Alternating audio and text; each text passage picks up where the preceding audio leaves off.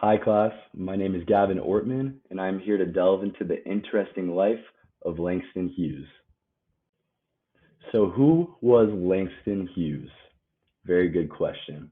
Well, he was best known for his powerful ability to write impactful poems, newspaper columns, plays, novels, and other forms of literature that brought light to the treatment of African Americans and how we're really all not that different, regardless of our skin color. So, this is how it all began for Mr. Hughes. It all started when he was born on February 1st of 1902 in Joplin, Missouri. At a very young age, though, his parents James Hughes and Carrie Langston separated, which caused, or at least influenced his father to move to Mexico. So essentially, Mr. Hughes and his mother were left to figure it out. His mother, on the other hand, wasn't always present during his upbringing, which led his grandmother to mostly raise him.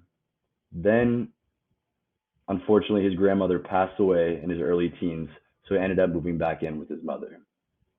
They both moved to several different cities until they finally settled in Cleveland. He even spent a portion of his life in Mexico with his father, but ultimately Cleveland ended up being the place where he discovered his love and insane talent for writing, and more importantly, writing poetry. Now let's talk about how Mr. Hughes stumbled into his passion for poetry. Mr. Hughes was said to have been introduced to poetry and two of his greatest influences by the name Carl Sandburg and Walt Whitman by one of his old school teachers. She got him into writing as well, and he began writing for his newspaper and local poetry magazines, but was said to have been initially rejected for his work. It wasn't until he moved to Mexico with his dad in around 1920 or so that one of his major pieces, The Negro Speaks of Rivers, was published in a popular magazine called The Crisis. After around a year in Mexico, he returned back to the U.S. to study at Columbia University and became heavily involved with the cultural movement of the Harlem Renaissance. A couple of years later, he dropped out and worked numerous jobs and even became a freighter for a huge ship that allowed him to travel around Africa and Spain. He ended up residing in Paris for some time, where he continued working on his craft with a new perspective of worldly experiences, but then finally returned back to the U.S. to share his voice. In 1925, he was fortunate enough to run into a renowned American poet by the name of Vachel Lindsay. Of course, she was extremely impressed by his work and helped him make great connections throughout the literature industry and help develop his craft. Now let's break down a couple of my favorite pieces by Mr. Hughes and dive a little bit deeper in between the lines. One aspect of his writing that really stands out to me is that he talks about loneliness, sadness, and how he always felt lonely as an adolescent. I speculate that, well, aside from the fact that Black people were not treated with respect in any way at this point in time, but the fact that he never really had his parents around probably probably got in his head a little bit, and the fact that he had to move around all the time, he probably didn't have a sense of home. But I think this tremendously impacted his writing in a positive way and helped him, sit back a little bit and look at things through a different scope. But anyways, now let's talk about one of my favorite pieces by him, The Weary Blues, which is also one of his first pieces to win first place in a literary competition, which was hosted by Opportunity magazine. This poem describes a black blues singer that he saw performing at a bar in Harlem. He emphasized the pain that was felt through his voice, and things that he was saying described the struggles of a black individual during this time. And additionally, the whole poem had a negative tone and just little negative nuances that kind of made you fully feel the emotion that he was going for. For example, instead of simply saying the piano was playing, he says something like, he made the poor piano moan with the melody. Another example, he played that sad, raggy tune like a musical fool. Just an interesting, kind of darker twist to it, but it totally adds up with the emotion that he was trying to evoke with this one. And he also quoted the song that the singer was singing, which talked about being lonely, never feeling satisfied, and not really being happy altogether. And to look at this piece even deeper, he wanted to make the point that blues is more than just music, but a powerful outlet to release the pain, suffering, and injustice that Black people were forced to endure during this time. He made this evident throughout his careful selection of solemn adjectives describing a painful song that directly related to what Black people were experiencing, and depicting a man that not only he resonated with, but with the Black community altogether. Now moving on to the Negro Speaks of Rivers. So this was one of Mr. Hughes' most famous poems, and is best known to be his first poem that was genuinely celebrated in African culture, which is kind of strange.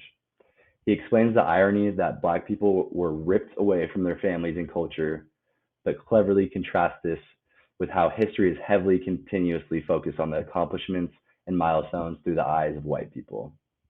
He noted, I've known rivers.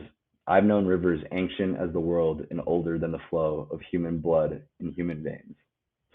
Here he was making the point that Black people have experienced and seen the same things that white folks have. He's also using the simile in this context to highlight the river's relationship with being present throughout history, like Black people and like how we all were, even before humans. He also compares rivers to his experience with human beings, especially when he says, I've been familiar with a lot of rivers, very old, dark rivers. Another one, my soul has become very deep, just like the rivers I know. Clearly, this man was feeling the pain, and the river was the perfect simile to tie together how he really felt. He talked about how Black people have participated in and witnessed the progression of humanity all the way to slavery. In this quote, he says, I saw the Nile and helped build the pyramids on its shore, and I heard the Mississippi River sound as if it were singing when Abraham Lincoln traveled on to New Orleans. So this right here alludes to Abe Lincoln witnessing the terrors of slavery when he was just a young man walking down the Mississippi River. Even though this moment may seem insignificant, I think it really created a huge impact on Abe Lincoln, so it was a perfect thing to allude to in this situation. Essentially, he depicts both horrifying and triumphant events that happen around the world that are seemingly connected and would define the good, the bad, and the ugly course of history. He emphasized the absolute ludicrous that slavery even began in the first place, and that African Americans have helped guide the progression of civilization all along. He really wanted to make the point that Black people created their own lively sense of connection, community, and love amongst each other before being ripped from that basic human right and necessity. He compared the deepness of an old, dark river with his soul and how only the surface can gleam from the sun that reflects on it. Nonetheless, Mr. Hughes' life will forever be celebrated for his immense impact penetrating through racism barriers with just a pen and paper.